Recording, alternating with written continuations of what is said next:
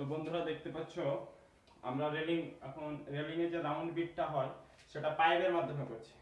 পাইপের মাধ্যমে করার কারণ যে তোমার বিটটা সমান বা সুন্দর হবে সেটা কুন্ডিতেও হয়, কিন্তু এটা কম টাইমের জন্য তোমরা দেখে নাও কিভাবে করছি। তো এইভাবে করলে তোমাদের সুবিধা হবে, লাইনটা সোজা পাবা, আবার কাজ করতেও সুবিধা হয় অনেক।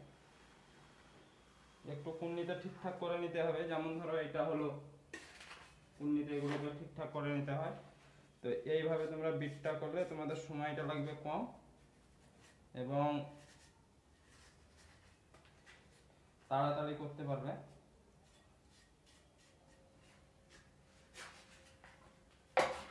পাইপের মাধ্যমে বিটটা খুব ইজি বা খুব তাড়াতাড়ি হয়। আমাদের অলরেডি একটা কমপ্লিট হয়ে আছে, দেখতে পাচ্ছ এটা পুরো কমপ্লিট। এবার এটা করছি।